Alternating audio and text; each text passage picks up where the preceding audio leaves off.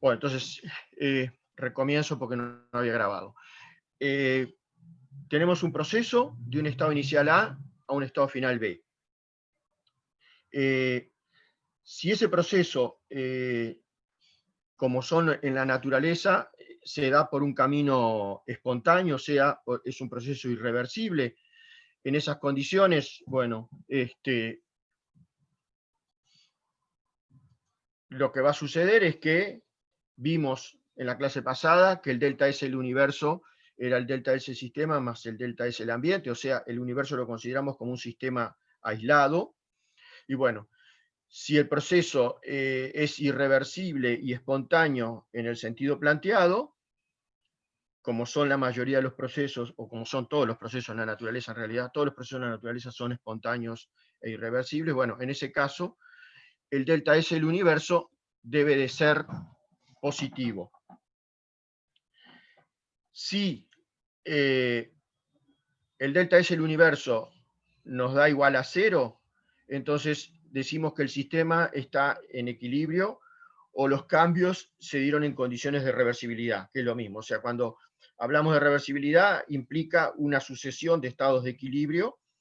Es un proceso hipotético porque lo que vamos haciendo es que pasamos de un estado inicial a un estado final por situaciones de equilibrio en donde se va cambiando los parámetros, las variables de estado en forma infinitesimal, etcétera. Bueno, como dijimos, es un proceso ideal, pero que nos sirve enormemente a los efectos de calcular, por ejemplo, el cambio de entropía, porque dado que la entropía es una función de estado, el cambio de entropía va a depender solo de los estados final e inicial, y no del camino recorrido. Entonces, lo que hacemos es, por un camino que nosotros nos ponemos, calcular un delta S para ese proceso, pero el camino seguido no tiene por qué ser, y seguramente no lo va a ser, el camino por el cual se dio el cambio de estado en la realidad.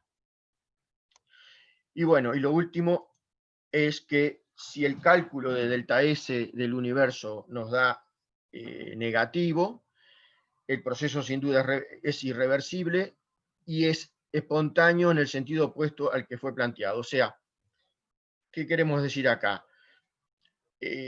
No hay, vimos la clase pasada que el delta S del universo va a ser siempre mayor o igual a 0. Inclusive vimos al final uno de los enunciados del segundo principio, que dice la entropía del universo tiende a un valor máximo, o sea, siempre va creciendo. Si el proceso, si tenemos una situación de equilibrio, el cambio de entropía es nulo. Si el proceso es espontáneo y reversible, tiene que ser positivo.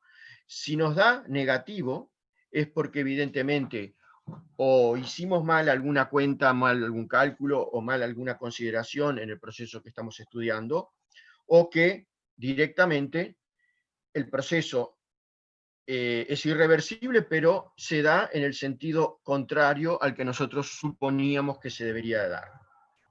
Entonces, de ahí la importancia del cálculo del delta S, porque nos permite decir frente a un proceso dado si ese proceso es espontáneo o corresponde a una situación de equilibrio. De ahí la utilidad de esta herramienta, ¿no? Entonces, bueno, el segundo principio de la termodinámica establece un criterio que permite determinar la espontaneidad para todo tipo de proceso basándose en la variación que experimenta la entropía del universo. El asunto entonces ahora va a cómo calculamos el delta S para distintos procesos. Nosotros sabemos, y sabemos muchas veces de antemano si un proceso es espontáneo o no. O sea, nosotros sabemos que si ponemos hielo en agua a 20 grados, el hielo va a fundir. Por lo tanto, eso es un proceso espontáneo. Entonces, bueno, en ciertos casos nosotros sabemos de antemano cómo tiene que ser el delta S del universo, pero hay casos en los cuales por desconocimiento de la situación, etcétera, a priori no sabemos si se trata de una situación de equilibrio o de un proceso irreversible espontáneo. Entonces, de ahí la importancia de calcular el delta S para decidir si ese proceso es espontáneo o no. Bueno, entonces, cálculo de delta S del sistema. Hablamos ya de los procesos reversibles, planteamos un diagrama presión-volumen, en donde tenemos un estado A y un estado B, cada uno definidos por su presión y su volumen, o sea, tendremos una determinada presión P sub A y volumen B sub A, y una determinada presión P sub B y volumen B sub B. Y planteamos un proceso reversible que va de A a B. En ese caso, en general, un proceso reversible lo representamos con una curva, una trayectoria en línea llena. O sea, ¿qué quiere decir eso? Que en todo momento nosotros podemos determinar cuáles son los valores de las variables de estado. En este caso, estamos con un diagrama PV, o sea que en todo momento podemos determinar cuál es el valor en un punto dado de la presión y del volumen. Y bueno, en ese caso, el delta S, recurrimos a la definición, el proceso es reversible, por lo tanto vamos a tener un calor reversible, tendremos que conocer la función de ese calor, cómo está vinculado ese calor con la temperatura, o sea, tendremos que tener una expresión matemática que nos vincule el calor intercambiado reversiblemente con la temperatura para poder resolver la integral. Y bueno, recuerden que acá lo que vamos a tener es una sucesión de estados de equilibrio en donde vamos a ir cambiando en forma infinitesimal las variables del sistema. En todo momento vamos a conocer el valor de esas variables del sistema, o sea, sabemos por dónde nos movimos. Y bueno, y el delta S lo podemos calcular a partir de la definición que ya vimos la clase pasada. Pero bueno, ¿qué hacer cuando el proceso es irreversible? Si el proceso es irreversible, en general lo que hacemos es plantear una trayectoria con una punteada. No conocemos en ese caso realmente cómo pasamos del punto A al punto B, o sea, del estado A al estado B. Sabemos sí que el estado final es B y que el estado inicial es A, pero no sabemos cuál es el camino que se siguió, no conocemos la trayectoria. Por eso en general se representa en línea punteada. O sea que entre los estados A y B, si queremos en algún momento saber qué valores tienen las variables del sistema, la variable de estado del sistema, no lo podemos hacer. O sea, desconocemos esos valores o porque no están representados en algún punto, en general porque además, ¿qué es lo que va a pasar? Es que, por ejemplo, supongamos una expansión, como podría ser este caso, la presión no es la misma en todo el sistema, no está balanceada, no está equilibrada, entonces no podemos definir una presión para un momento dado entre los puntos inicial y final. Y bueno, lo que sabemos sí, que en ese proceso podrá haber un intercambio de calor y que el calor que se intercambia en ese proceso irreversible va a ser distinto del de proceso reversible, porque recuerden que el calor es una función de la trayectoria, al igual que el trabajo, o sea, dependerá del camino por el cual pasamos del estado inicial al estado final.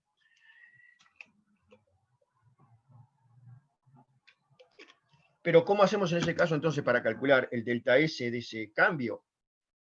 Y bueno, lo que hacemos es plantear un proceso hipotético reversible entre los mismos estado inicial y final, y como la entropía es función de estado, va a depender solo del estado final y el estado inicial del proceso. Entonces planteamos un proceso hipotético en el cual pasamos de A a B. Para ese proceso hipotético tendremos una expresión que nos vincula el cambio, el calor intercambiado en función de la temperatura, podremos integrarlo y calcular el delta S. Pero repito, el calor que realmente se intercambia en el proceso no tiene nada que ver con el del proceso ese hipotético que estamos utilizando. Por eso hacemos hincapié acá que el calor irreversible es distinto del calor reversible. Por lo tanto, para cualquier cambio de estado vamos a poder calcular el delta S eligiendo una trayectoria reversible entre los mismos estado inicial y final, aunque no sea el proceso real.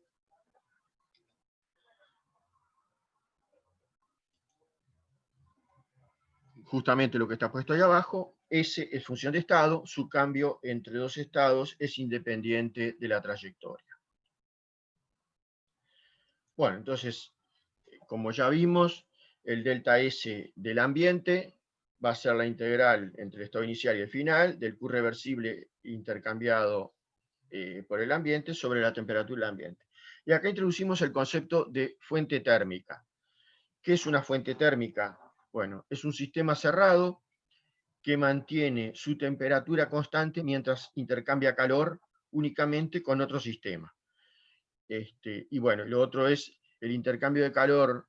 Q siempre es reversible para la fuente térmica, aunque puede ser irreversible para el sistema con el que está intercambiando ese calor. Entonces, lo importante es que nosotros vamos a considerar que la fuente térmica va a estar a temperatura constante y que el calor que intercambia con el sistema, desde el punto de vista de esa fuente térmica, siempre es reversible. Desde el punto de vista del sistema podrá o no ser reversible. Lo que sí va a suceder es que el calor en valor absoluto que intercambia el sistema va a ser igual al que intercambia el ambiente. O sea, si uno lo recibe, el otro lo está cediendo. Por lo tanto, el Q del ambiente va a ser menos el Q del sistema. Pero ahí puede haber una contradicción a priori, pero lo importante es que quede claro. Para la fuente térmica, ese calor se está intercambiando en forma reversible. Para el sistema, no necesariamente.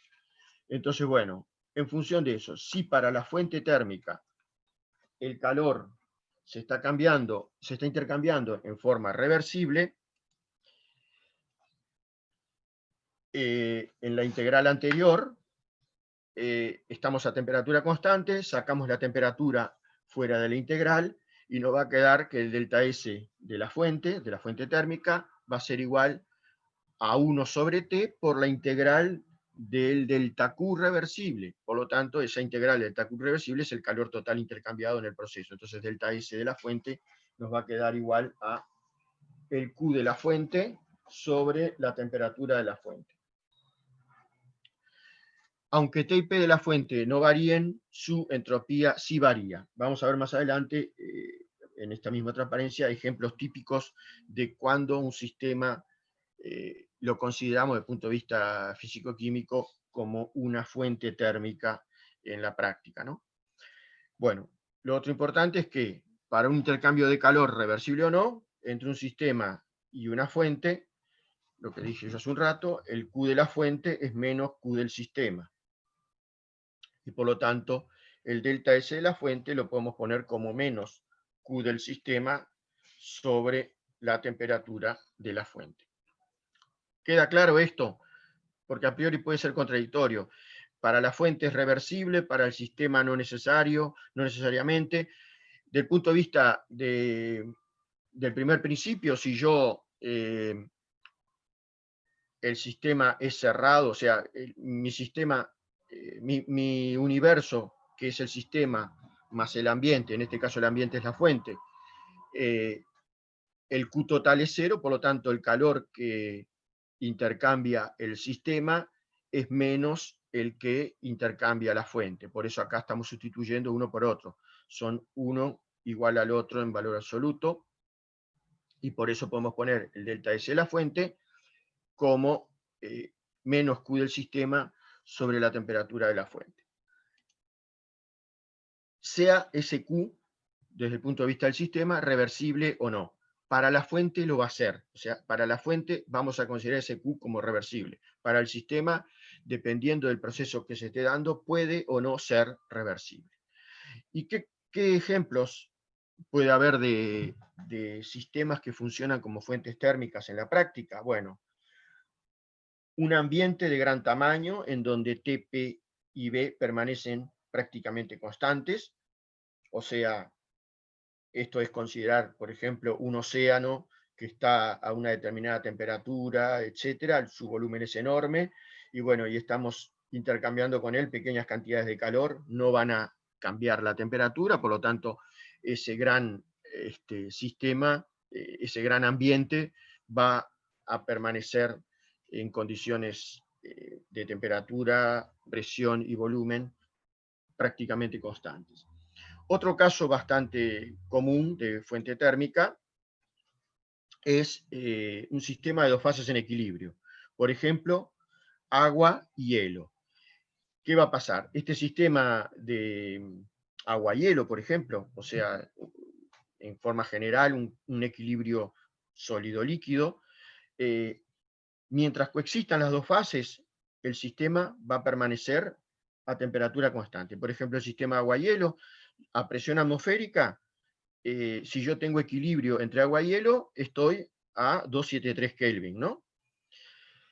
Si ese sistema puede ceder calor o recibir calor. Esa fuente, digamos, puede ceder calor o recibir calor. ¿Qué es lo que va a producir en la fuente térmica que estamos considerando? Bueno, si recibe calor, va a fundir hielo. Si cede calor, va a cristalizar hielo o solidificar hielo. Mientras coexistan las dos fases, la temperatura de ese sistema va a permanecer constante si la presión permaneció constante. Entonces, ese sistema funciona como una fuente térmica porque puede recibir calor sin cambiar sus variables de estado. Lo que simplemente va a cambiar en función de que reciba o ceda calor es la cantidad relativa de sólido con respecto a líquido, o sea, de hielo con respecto a agua.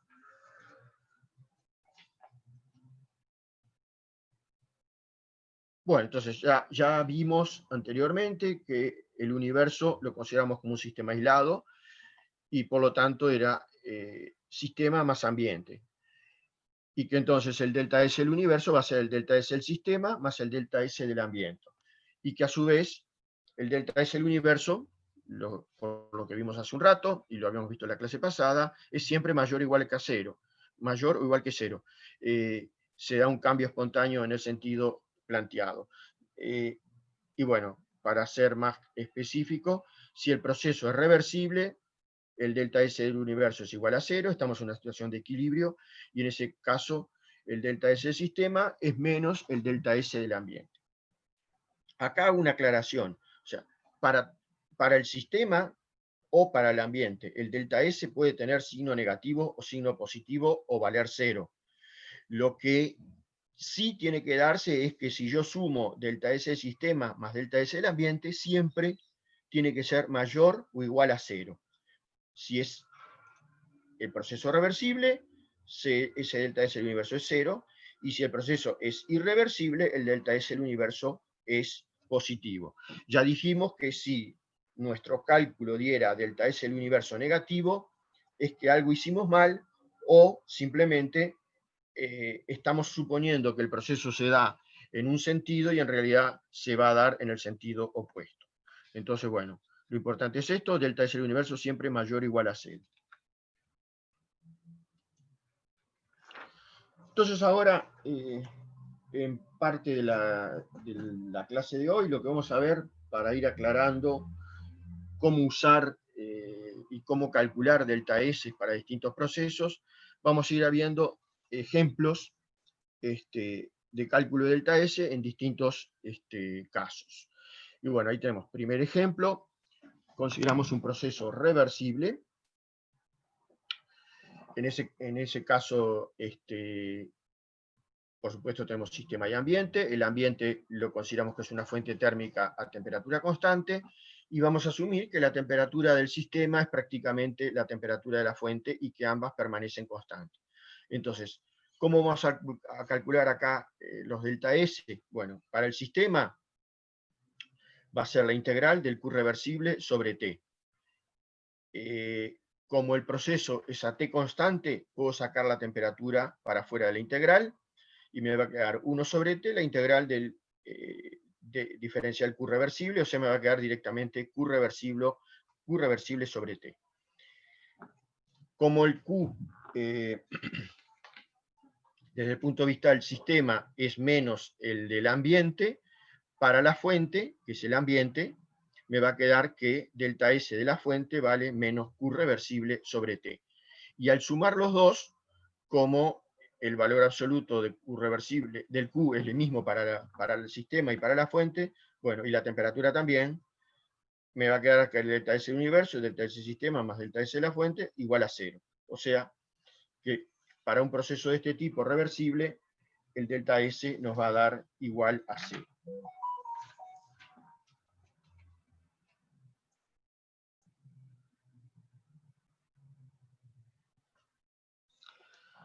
Bueno, continuamos con el ejemplo 2. Si tienen alguna duda, como ya les dije la clase pasada, por favor háganmelo saber y nos detenemos en el punto donde no entiendan. Este tema es de vital importancia, entenderlo bien, tener bien claros los conceptos, porque si no después cuando uno tiene que hacer un cálculo de delta S para ver si un proceso es espontáneo o estamos en condición de equilibrio, puede llegar a cualquier resultado lejos del que debería dar y entonces ahí nos va mal. Lo van a ver, por supuesto, en los ejemplos que hagan la semana, el viernes, a partir del viernes, pero bueno, la idea es tratar de acá plantear unos casos y si tiene alguna duda en el momento me la plantea. Ejemplo 2. Yo tengo una duda. Adelante. No entiendo muy bien cuál es la relación entre espontáneo y reversible. Si es que Irreversible.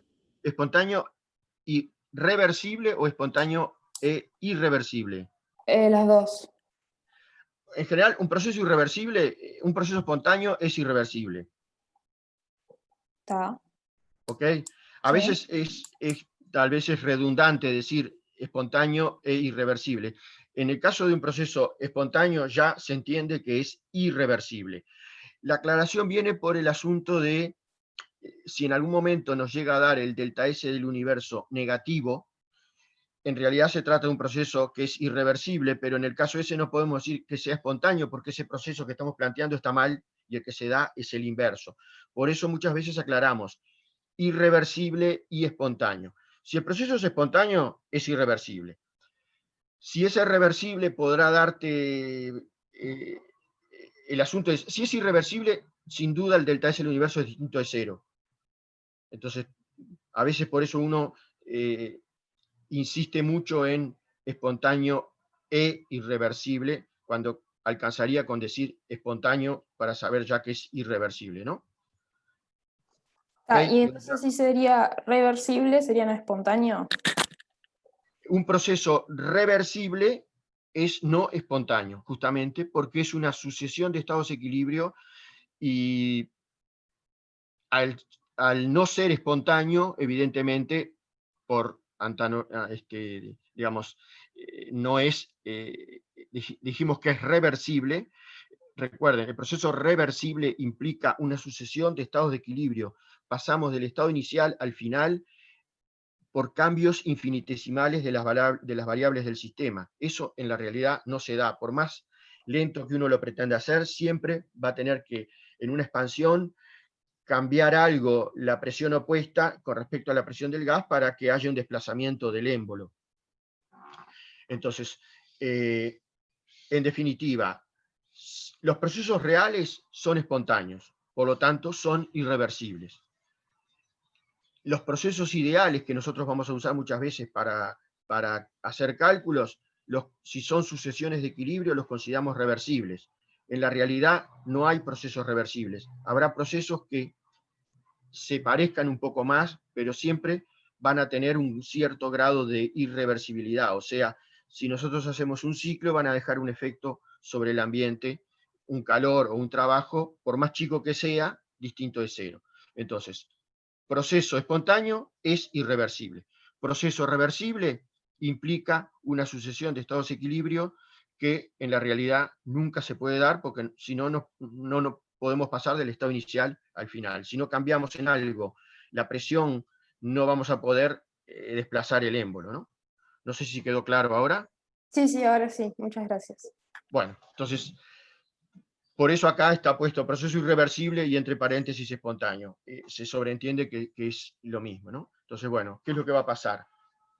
La temperatura inicial del sistema va a ser distinta. O sea, lo que estamos considerando acá, por ejemplo, es la expansión de un gas. Tenemos un cilindro con un émbolo y un gas que va a estar a una presión mayor que la presión opuesta. Hay unos topes para que el émbolo llegue hasta ahí, y tenemos una temperatura de la fuente, o sea, el sistema que está, o lo que está rodeando mi sistema, que es el émbolo o el gas que está acá adentro, es una fuente que va a permanecer a temperatura constante. Entonces, tenemos el sistema que está a una temperatura inicial, distinto del de la fuente, y la fuente térmica. La fuente térmica está funcionando como ambiente y está ATF, o sea, temperatura de la fuente. En este caso, ¿cómo vamos a calcular los delta S? Bueno, para la fuente, como dijimos, lo calculamos como menos Q del sistema sobre T, donde en este caso el Q del sistema es irreversible. Pero recordemos, como dije hace un rato, la fuente lo ve como un proceso reversible porque su temperatura permanece constante. Entonces, para el sistema es irreversible, para la fuente es un calor intercambiado reversiblemente, y por eso podemos calcular el delta S de la fuente como menos Q del sistema sobre temperatura de la fuente. Si aplicamos ahora lo que ya hemos visto, el delta S del universo, delta S del sistema más delta S de la fuente, va a ser positivo, porque el proceso es irreversible. Entonces, de acá, lo que podemos decir es que si se cumple que esto es positivo, lo que va a pasar es que el delta S del sistema yo no lo voy a poder calcular simplemente como Q del sistema sobre T. Y lo que sí sé es que el delta S del sistema va a ser mayor que el Q del sistema sobre T. Para el sistema, este Q es el que realmente intercambió. Pero el delta S va a ser distinto, porque el delta S del proceso reversible entre el mismo estado inicial y final que está pasando ese sistema, va a tener un Q intercambiado reversible distinto. Entonces, el delta S del sistema va a ser mayor que el Q del sistema sobre la temperatura de la fuente. De acá deriva lo que se conoce como desigualdad de Clausius, que establece que el delta S es mayor o igual que el Q del sistema sobre T. Se va a usar en muchos casos.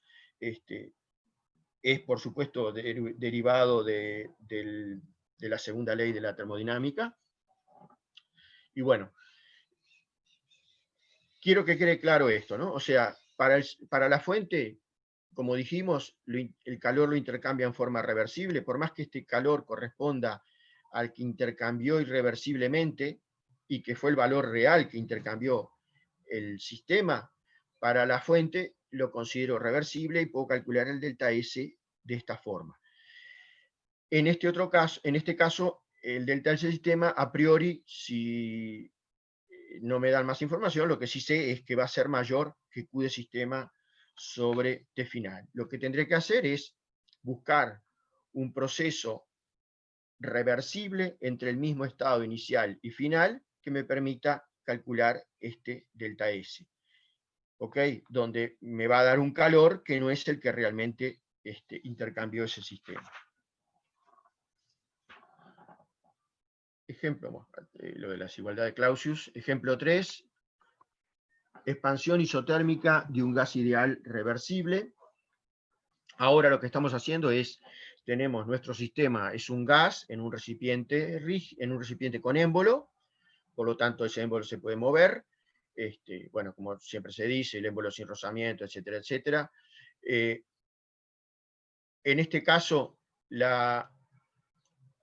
por ser proceso reversible, en todo momento la presión opuesta va a ser igual a la presión del gas. Y eso está en un sistema, una fuente térmica que permanece a T constante. Entonces vamos a ver ahora cómo son los delta S para el sistema y cómo es el delta S para el ambiente. Para el sistema, que es el gas, el delta S del gas lo vamos a poder determinar como la integral entre el estado inicial y el estado final del diferencial Q reversible sobre T. Ahora bien, si recordamos un poco qué era lo que pasaba en una expansión isotérmica de un gas ideal, reversible, o sea, recuerden que este proceso se dice que es monotérmico reversible, por lo tanto se dice que es isotérmico, o sea, a temperatura constante. ¿Qué es lo que va a pasar? En todo momento, entre el estado inicial y el estado final, vamos a tener definido cuáles son las variables del sistema, y nos vamos a estar moviendo por una isoterma, o sea, en todo momento la temperatura del gas va a ser constante, va a cambiar su presión y va a cambiar su volumen, pero la temperatura va a permanecer constante. Y bueno, de acuerdo al primer principio, ¿qué pasa con U para un gas, en este caso un gas ideal? ¿De qué depende la energía interna para un gas ideal? A ver si me contestan rapidito.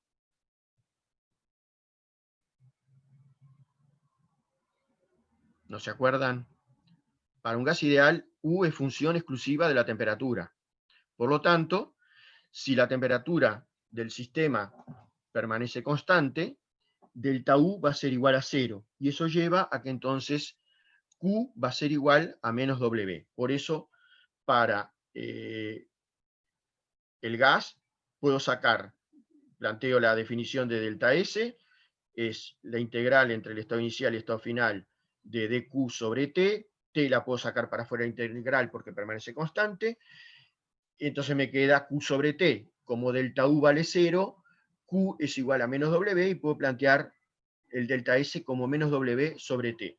Y si recordamos, para el caso de un proceso isotérmico de un gas ideal, una expansión isotérmica de un gas ideal, el trabajo viene dado por nRT, logaritmo de volumen final sobre volumen inicial.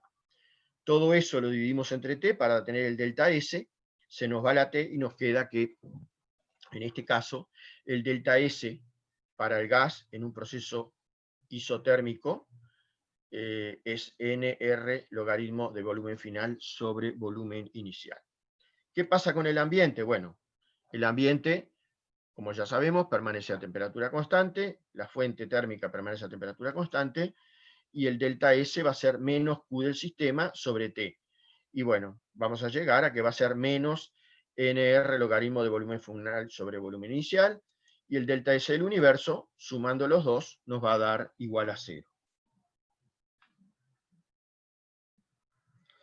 Vemos que, como lo dije anteriormente, acá, ¿qué signo, si estamos considerando una expansión isotérmica de un gas ideal, qué signo tendrá el delta S del gas?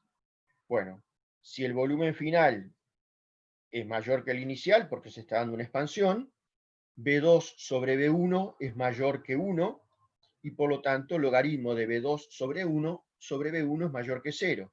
Y dado que R es positivo, es la constante de los gases, y N es el número de moles, que también es positivo, nos da delta S positivo. Seguimos con otro ejemplo. Ahora tenemos el ejemplo del experimento de Joule, la expansión de Joule. Recuerden que esto es un proceso irreversible. ¿Y qué era lo que hacíamos en la expansión de Joule? Bueno, teníamos un gas en un recipiente, teníamos en otro recipiente unido al primero, o sea, tenemos un recipiente A donde hay un gas a una determinada presión, tenemos un recipiente B en donde hay vacío y una llave inicialmente cerrada. Todo eso está sumergido en un baño y tenemos un termómetro para controlar la temperatura.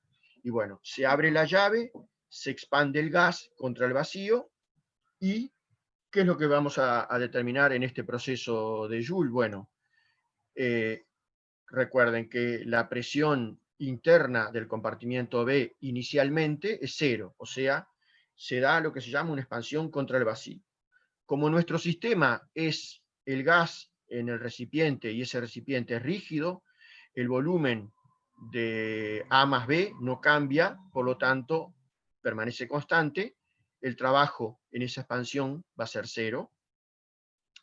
Como a su vez experimentalmente determinamos que la temperatura no cambió, T permanece constante, entonces, aplicando el primer principio, delta U es igual a 0, si W es igual a 0, entonces Q va a ser igual a 0. O sea, en este sistema no hubo trabajo, no hubo calor, por lo tanto energía interna, delta energía interna igual a 0, no cambió la temperatura. Por lo tanto el proceso es irreversible, y bueno, vemos ahí cómo vamos a calcular ese delta S. Como dice ahí, para el cálculo tenemos que considerar un proceso reversible entre los mismos estados inicial y final. Para el sistema, recuerden que el proceso es irreversible porque es contra una expresión opuesta igual a 0, ¿no? Entonces, para el sistema podemos elegir un camino reversible entre el mismo estado inicial y final, o sea, un proceso, por ejemplo, isotermo. De hecho, la temperatura en este caso permanece constante, entonces lo que hacemos es elegir un proceso isotérmico en el cual el gas se expande desde un volumen B1, que es el del recipiente A, hasta un volumen 2, que sería en este caso el del recipiente A más el recipiente B. Y entonces en ese caso, delta S para el gas lo planteamos como RT logaritmo de B2 sobre B1. Igual que en el caso anterior, porque estamos eligiendo un camino reversible, aunque en realidad no lo sea, que va entre los mismos estados inicial y final para el gas. Para el ambiente, ¿qué pasa? En este caso, Q intercambiado realmente es 0. Por lo tanto, para el ambiente, como lo consideramos una fuente, delta S Q sobre T nos va a dar que delta S del ambiente, en ese caso, vale 0. Y el del universo es la suma de los dos, va a ser el delta S del universo igual al delta S del sistema, que es el gas, y por lo tanto en este caso es positivo, lo cual concuerda con lo que ya sabíamos de que se trata realmente de un proceso irreversible, ¿no? O espontáneo. Bueno, otro ejemplo. Cambio de fase reversible. En este caso, por ejemplo, tenemos un sistema sólido-líquido en equilibrio. En este caso, la temperatura del sistema es igual a la temperatura de la fuente y es igual a la temperatura de cambio de fase. Presión y temperatura constantes. Entonces, bueno, para la sustancia, o sea, nuestro sistema en equilibrio, por ejemplo, agua-hielo, el delta S de la sustancia va a ser el calor intercambiado reversiblemente sobre la temperatura. El calor es el que procede del cambio de fase, entonces va a ser igual a la entalpía de cambio de fase, o sea, va a ser igual al delta H de cambio de fase. Y la temperatura es la de cambio de fase que permanece constante. Entonces delta S de la sustancia nos va a quedar como delta H de cambio de fase sobre la temperatura de cambio de fase. Por ser reversible para la fuente, el calor que recibió es el que perdió la sustancia o el sistema. Entonces, un calor es menos el otro, en valor absoluto son iguales, evidentemente, y bueno, nos va a quedar que el delta S de la fuente es menos Q reversible sobre T, y nuevamente nos queda el mismo valor, por lo cual el delta S del universo, que es la suma de esos dos, nos va a dar igual a 0, porque estamos evidentemente, frente a un proceso reversible, ¿no? O sea, es una situación de equilibrio y es lógico que nos dé delta S del universo igual a 0. ¿Qué pasa ahora si planteamos un cambio de fase irreversible?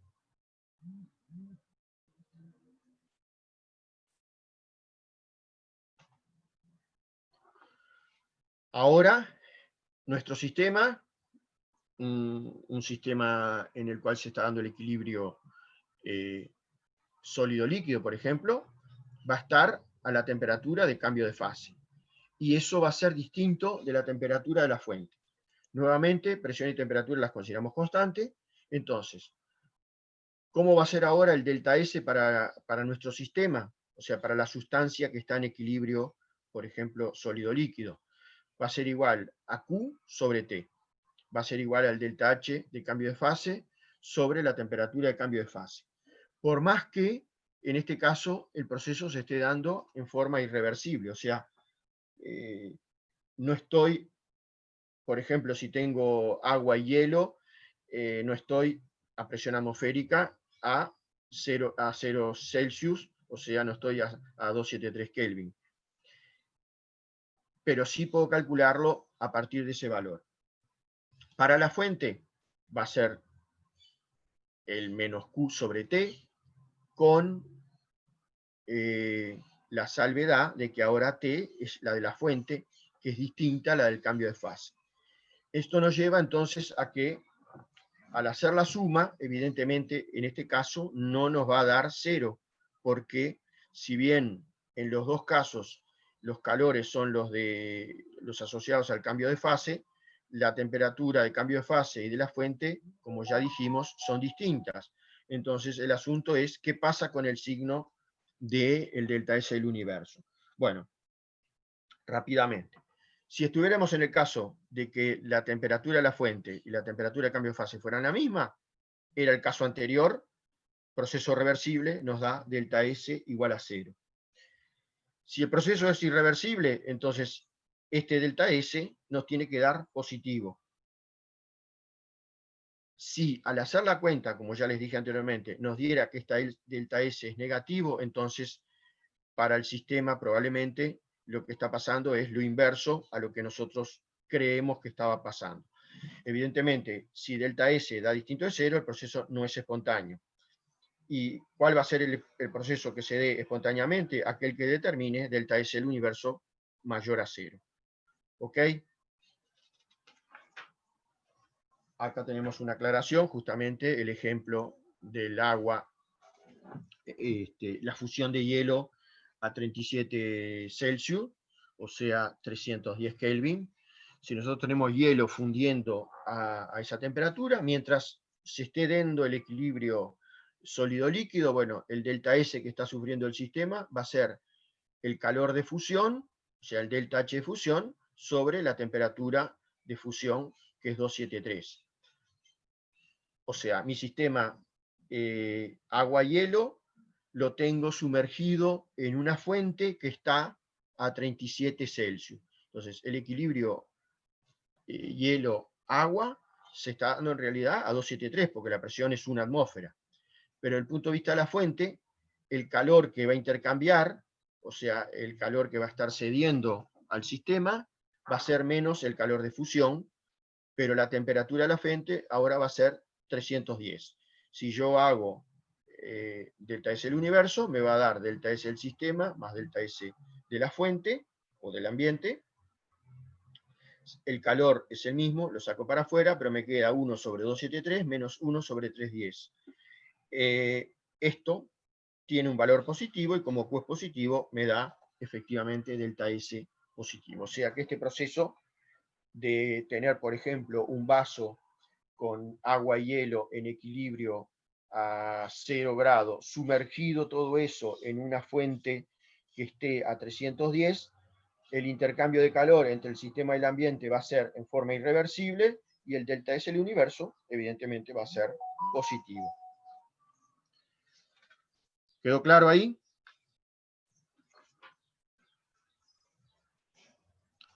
Bueno, sí. Continuamos. ¿Qué pasa ahora para una reacción química? Nuevamente, suponemos una reacción química reversible, o sea, vamos a tener un equilibrio sin cambio de fase. O sea, suponemos que se está dando la reacción en un recipiente que está en contacto con una fuente o sumergido en una fuente. Y bueno, si el proceso se está dando reversiblemente, o sea, que estamos pasando de reactivos a productos o estamos en equilibrio entre reactivos y productos, el T del sistema va a ser igual a la temperatura de la fuente, suponiendo presión y temperatura constantes. Vamos a ver cómo es el delta S de reacción para nuestro sistema, que es el sistema que está reaccionando, la reacción química que se está dando.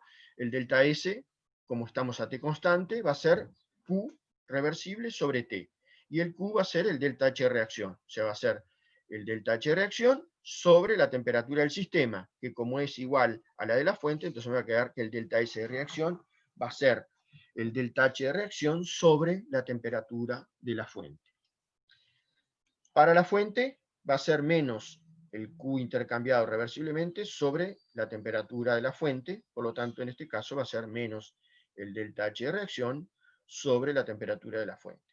Sumo los dos, delta S de reacción, que es el sistema, delta S de la fuente, que es el ambiente, para determinar el delta S del universo, y me va a dar que el delta S del universo es 0, porque justamente estoy en situación de equilibrio.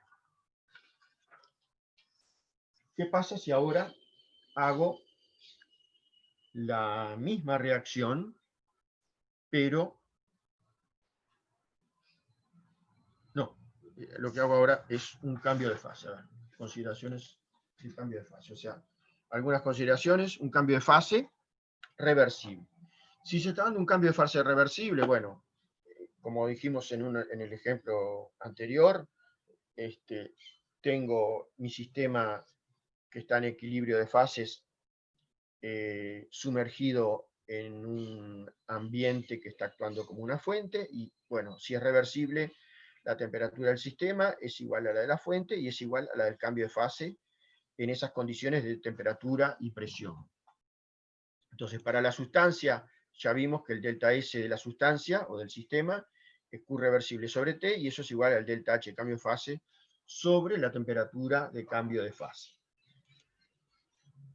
Recordemos que, por ejemplo, si se trata de una vaporización, el calor intercambiado será el delta H de vaporización, que es positivo, o sea, es endotérmico, y entonces en ese caso el delta S para la vaporización, o sea, el equilibrio líquido-vapor, va a ser el Q reversible sobre T, va a ser igual al delta H de vaporización sobre la temperatura de ebullición, y eso es positivo. Si fuera la fusión, o sea, el equilibrio sólido-líquido, el delta S de fusión va a ser igual al delta H de fusión sobre la temperatura de fusión. Por ser delta H positivo, nos va a dar que ese delta S también es positivo. La consecuencia de esto es que la entropía del sólido en general es menor que la entropía del líquido y siempre mucho menor que la entropía del gas. Acá debería haber una doble flecha, porque en realidad siempre pasa eso, ¿no? Que lo que son fases condensadas, tanto sólido como líquido, tienen entropías mucho menor que la del gas. Y bueno, y para la mayoría de las sustancias se cumple que el delta S de fusión siempre es mucho menor que el delta S de vaporización. Y esto va de la mano con lo que es el enfoque de Gibbs del segundo principio, que tiene que ver con el aumento del desorden. ¿Qué quiere decir esto? Bueno, en general, Gibbs asocia el signo del cambio de entropía al aumento del desorden. O sea, si un proceso presenta un delta S positivo, es porque aumentó el desorden. Si presenta un delta S negativo, es porque disminuyó el desorden. Y entonces, si yo estoy considerando el pasaje de sólido a líquido, en general, en el sólido nosotros tenemos una estructura, muchas veces, puede ser un sólido amorfo o un sólido cristalino. Pero en general las distancias entre átomos o moléculas son bastante chicas. Los átomos y las moléculas no pueden moverse fácilmente. Si se trata de un sólido cristalino, están perfectamente ordenados en determinada estructura y oscilan muy poquito alrededor de su punto, de un punto dado en general. En cambio, en el líquido, ya ahí las moléculas o los átomos se pueden mover con cierta libertad, por lo tanto están más desordenados. Entonces eso lleva a que, si estoy considerando el proceso de fusión, pasaje de sólido a líquido, aumenta el desorden delta S positivo. Es mucho más evidente en el caso de pasaje de líquido a gas. En el gas, los átomos se mueven por agitación térmica, etcétera, y distintos tipos de movimiento, y bueno, están mucho más libres, mucho más separados unos de otros, hay menos interacciones de tipo electrostáticas, etcétera, tipo coulombianas, y bueno, el desorden es mucho mayor, no tenemos una estructura. En el líquido puede haber todavía cierto ordenamiento, pero en el gas ya no se da. O sea, en el líquido puede haber cierto ordenamiento con formaciones, por ejemplo, de determinados grupos de moléculas, etcétera, por atracciones, momentos dipolares y cosas por el estilo. Pero en el gas ya están mucho más separados, mucho más desordenados. Entonces el pasaje, evidentemente, de líquido a gas lleva consigo un desorden mayor, por lo tanto, un delta S positivo. Por eso el delta S de vaporización también es positivo. Esto del enfoque de Gibbs en muchos casos nos sirve, sobre todo van a ver en casos de reacciones químicas, en función de si la reacción tiene un delta N, siendo N la cantidad de moles, un delta N positivo o un delta N negativo, nos puede servir para verificar si el delta S para esa reacción es positivo o negativo, ¿no? Según que aumente o disminuya el desorden. Pero bueno, eso lo van a ver más que nada en ejemplos que van a ver en los próximos días. Otras consideraciones. En general, para cualquier transición de fase a temperatura de equilibrio, siendo presión y temperatura constantes, el delta S de la transición va a ser el delta S de la fase 2 menos el delta S de la... Perdón. El delta S de transición va a ser el S de la fase 2 menos el S de la fase 1, y el delta S de la transición va a ser igual al delta H de transición sobre la temperatura de equilibrio. Este delta S podrá ser positivo o negativo dependiendo del signo de delta H. O sea, si la transición tiene un delta H negativo, delta S será negativo, y si la transición tiene un delta H positivo, el delta S será positivo. En el caso de las reacciones químicas reversibles, o sea, en equilibrios sin cambio de fase, nuevamente considerando presión y temperatura constantes, el delta S de la reacción va a ser la entropía del estado final, que son los productos, menos la entropía del estado inicial, que son los reactivos. Y eso va a llevar a que el cambio de entropía en la reacción, o sea, el delta S de reacción, va a ser igual al delta H de reacción sobre la temperatura a la cual se está dando esa reacción. Nuevamente, en este caso, al igual que en el delta S de transición, el signo de delta S va a depender del signo del delta H. Si delta H es positivo, delta S será positivo. Si delta H es negativo, el delta S será negativo. Bueno, ahora vamos a ver la otra parte de la clase de hoy, no menos importante. O sea, lo que vimos hasta ahora pretendía mostrar ciertos casos particulares para ver cómo calcular el delta S del sistema y el delta S del ambiente, y de esa forma llegar a determinar delta S del universo y ver si el proceso que se está dando es espontáneo o no. O sea, si es una situación de equilibrio, proceso reversible, o si es una situación espontánea, que es lo que habitualmente se da en la naturaleza, o sea, los procesos reales son espontáneos. Ahora lo que vamos a hacer es ver, a partir de lo que se llama la ecuación fundamental de la termodinámica, ver relaciones entre entropía y variables de estado, cómo podemos calcular la entropía para un cambio a partir de medidas experimentales. Y bueno, si recuerdan de la primera ley, du es igual a dq más dw. Recuerden que si ahí, bueno, planteamos primera ley como du igual trabajo más calor, si lo planteamos en forma diferencial y despejamos, nos va a quedar que el diferencial calor va a ser igual al du menos el dw. Recuerden que esto representa un diferencial inexacto y esta forma representa un diferencial exacto. Las funciones de estados como U, H, S, etcétera, tienen diferenciales exactos. Calor y trabajo, como son funciones de línea, tienen diferenciales inexactos. Si solo consideramos trabajo de expansión-compresión, el trabajo va a ser menos la integral, bueno, si lo ponemos en forma diferencial, el dW va a ser menos PdV. Por lo tanto, podemos llegar fácilmente a esta expresión. En forma diferencial, dq reversible va a ser igual a du más PdV. Si dividimos ambos miembros entre t, nos va a quedar justamente dq reversible sobre t, que es ds, es la definición, va a ser igual a 1 sobre t du más p sobre t dv. ¿Qué es lo que quiere decir esto? Bueno, que si estamos, por ejemplo, a volumen constante, este término se me anula. Si estamos a volumen constante, la entropía aumenta cuando la energía interna aumenta.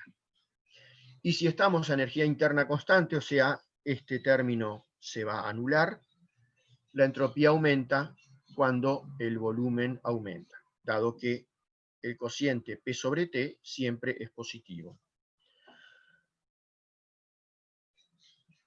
¿Qué es lo importante acá? Bueno, la ecuación fundamental de la termodinámica establece relaciones entre las funciones termodinámicas definidas por la primera y segunda ley de la termodinámica.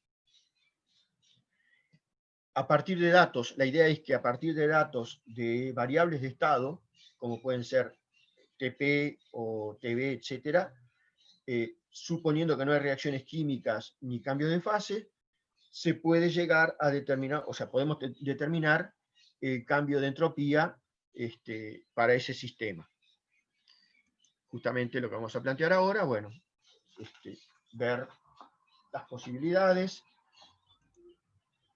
Si consideramos un sistema de masa y composición constante, sin cambio de fase ni reacción química, vamos a ver dos casos. O sea, podemos plantear como variables de estado T y B, y en ese caso suponer que la entropía va a ser una función de T y de B, o podemos plantear como variables de estado T y P, y en ese caso la entropía va a ser una función de T y de P.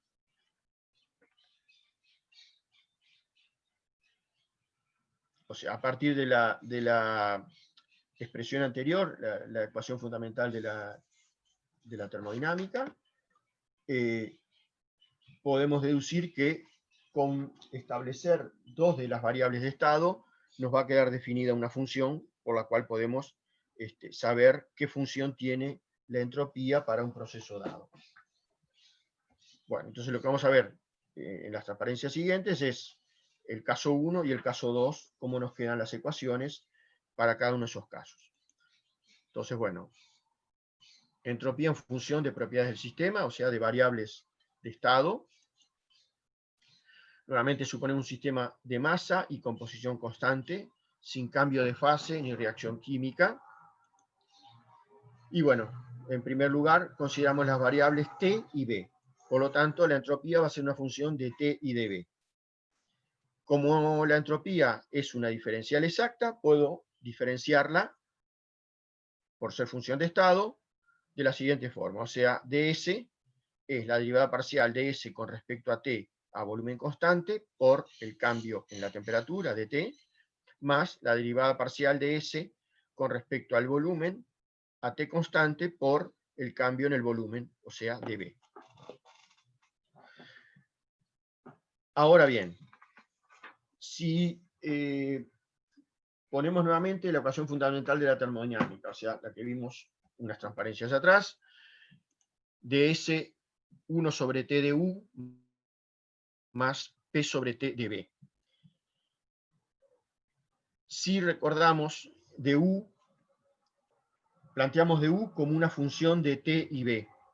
Si planteamos de U como una función de T y B, nos va a quedar du igual a la derivada de U con respecto a T a B constante por dt, más la derivada de U con respecto a B a T por dB. Recuerden que la derivada de U con respecto a T a B constante es S sub B, o sea, la capacidad calorífica a volumen constante. Entonces, esto lo podemos hacer porque, al igual que la entropía, la entalpía, la energía interna, perdón, es una función de estado. Yo acá estoy considerando U como función de T y de B. Hago la diferencial, esto es la derivada de U con respecto a T a B constante, o sea, C sub B, me queda esta expresión. Introduzco esta expresión acá, sustituyo ahí, y me queda entonces, luego de reagrupar y reordenar, que ds va a ser C sub B sobre T de T, más 1 sobre T por P, más la derivada de U con respecto a B a T por dB. ¿Y qué particularidad tiene esta expresión? Bueno, que esta expresión nos está dando en forma diferencial la relación entre la entropía y variables de estado como ser T y B. Pero a su vez, los otros parámetros que nos quedan son calculables. O sea, si se trata de una sustancia dada, nosotros podemos saber cuánto vale su capacidad calorífica a volumen constante. La temperatura del proceso también podemos saber cómo está cambiando. Y acá, por ejemplo, la variación de U con respecto a B a T, bueno, tenemos que ver si se trata de un gas o si se trata de un sólido. Recordemos que si se trata de un gas, como para los gases, suponiendo que sea un gas ideal, U es función exclusiva de la temperatura, esta derivada para un gas ideal va a ser igual a 0. Entonces, esta expresión para un gas ideal, este término nos va a quedar simplemente P sobre T de B. Entonces, bueno, ahí, a partir de la ley de los gases ideales y viendo qué pasa con el proceso, bueno, podemos ver cómo va a cambiar la entropía cuando cambian la temperatura y el volumen, haciendo una integral de esta expresión, ¿no? Eso lo van a ver justamente en alguno de los ejemplos, cómo hacer eso. Bueno, comparando la diferencial de la entropía, como vimos en la transparencia anterior, con la expresión que acabamos de obtener, evidentemente, de acá lo que podemos deducir es que la derivada parcial de la entropía con respecto a la temperatura a volumen constante es C sub B sobre T. Y que la derivada parcial de la entropía con respecto al volumen a temperatura constante es 1 sobre T por P más la derivada de U con respecto a B a T. Acá, bueno, según cómo sea el proceso, si por ejemplo se trata de un proceso a volumen constante, nos va a quedar que simplemente delta S va a ser la integral de C sub B sobre T de T. Tendremos que ver cómo cambia C sub B sobre T con la temperatura para poder integrar y calcular el delta S de ese proceso. Si el proceso es a temperatura constante, bueno, nos quedaremos con este otro término y trataremos de evaluar esto. Como vimos recién, si se trata de un gas ideal, esta derivada es nula. Si se trata de fases condensadas, bueno, habrá que ver qué pasa con la variación de energía interna con el volumen a temperatura constante, evaluar eso para poder resolverlo y luego integrar. Si vamos ahora al caso, bueno, esos eran los comentarios que hicimos recién. Si vamos ahora al caso de el caso 2, o sea, considerar un sistema de masa y composición constante, sin cambios de fase ni reacción, al igual que en el caso anterior, pero ahora vamos a ver como variables T y P. O sea que estamos considerando que la entropía es una función de la temperatura y de la presión. Por ser función de estado, nuevamente planteamos la diferencial como ds igual derivada parcial de s con respecto a t a p por dt, más la derivada parcial de s con respecto a p a t constante por dp. Hacemos lo mismo que hicimos hace un rato. Vamos a la ecuación fundamental de la termodinámica. Y ahora, bueno, recordemos que U lo podemos poner como H menos PB. Si diferenciamos, dado que ahí tenemos diferencial funciones de estado, etc., nos va a quedar que dU es igual a dH menos P de B menos B de P. Sustituimos esto en la expresión de la ecuación fundamental de la termodinámica, o sea, sustituimos acá. Reordenamos y nos va a quedar que ds es 1 sobre dt por dH menos B sobre T dP. Planteamos H como función de T y de P, por ser también función de estado, se va a cumplir que dH es la derivada de H con respecto a T a P, que eso vale, es C sub P, por definición, más la derivada parcial de H con respecto a P a T por dP. Sustituyendo nuevamente SDH por esta expresión, pasamos a tener una expresión de S en función de de t y de p. Y bueno, nos va a quedar que ds es 1 sobre t c sub p por dt más 1 sobre t derivada de h con respecto a p a t menos b por dp. Si comparamos con la diferencial de S, cuando la expresamos en función de t y de p, de S derivada parcial de S con respecto a t a p de t más derivada parcial de S con respecto a p a t por dp, con la expresión anterior, evidentemente esto es esto que está acá, y esta derivada es todo esto que está acá. O sea, nos queda que la derivada parcial de S con respecto a t a p es igual C sub p sobre t, y la derivada parcial de S con respecto a p a t es igual a 1 sobre t derivada de h con respecto a p menos b. Nuevamente, ¿qué es lo que hicimos? Bueno, de esta forma podemos tener expresiones con las cuales, conociendo el camino, determinar la dependencia de S como función de T y de P. Al igual que en el caso anterior, si se trata de un gas ideal, H es solo función de la temperatura, este término será nulo, y bueno, nos va a quedar que esta derivada es menos B sobre T. El C sub P, bueno, si se trata de un gas ideal, dependiendo que sea monoatómico, biatómico, etcétera, el C sub P tiene un valor conocido, y nos va a quedar esto una expresión mucho más manejable. Entonces, en esos casos vamos a poder ver cómo cambia la entropía con la temperatura, o la entropía con el volumen, o con ambos a la vez, teniendo en cuenta esas funciones y haciendo la correspondiente integral entre el estado inicial y el estado final. Bueno, y por acá terminamos la clase de hoy. Repito, no sé si tienen alguna duda. Lo fundamental es entender que cuando uno quiere calcular la entropía, el cambio de entropía en un proceso, lo más probable es que sea un proceso real, por lo tanto espontáneo, por lo cual desconocemos los intercambios de calor o el camino por el cual se está dando los intercambios de calor, etc.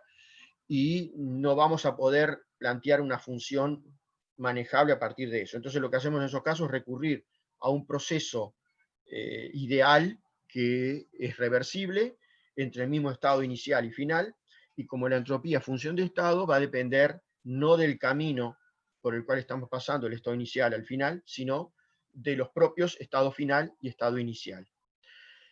Creo que esto, digamos, es importante tener claros estos conceptos, se les van a ir aclarando más en la medida que hagan los ejercicios y vean en casos particulares cómo calcular el cambio de entropía, etcétera, etcétera. Y bueno, y lo otro fundamental es tener presente que el delta S del sistema va a ser siempre mayor o igual a 0. Igual a 0 implica proceso reversible, mayor a 0, proceso espontáneo. Y si en las cuentas me diera un delta S del universo negativo, no es posible, estamos haciendo algo mal, que puede ser desde un error de cuentas hasta que el caso en que estamos considerando el proceso al revés de lo que se está dando en realidad. De ahí la importancia entonces de la entropía, porque nos permite, frente a un proceso dado, determinar si el proceso es espontáneo o no. Aunque mucho de repente no entiendamos del proceso o no comprendamos del proceso, bueno, si hacemos bien los cálculos y delta S es positivo para el universo, evidentemente ese proceso es espontáneo. Ok, bueno, no sé si tienen alguna duda. Si no, nos vemos el jueves nuevamente con la tercera parte, y ya el viernes tienen ejercicios sobre este tema, sobre esta unidad.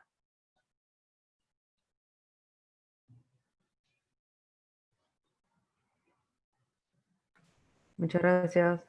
Bueno, hasta luego, chao. Hasta luego.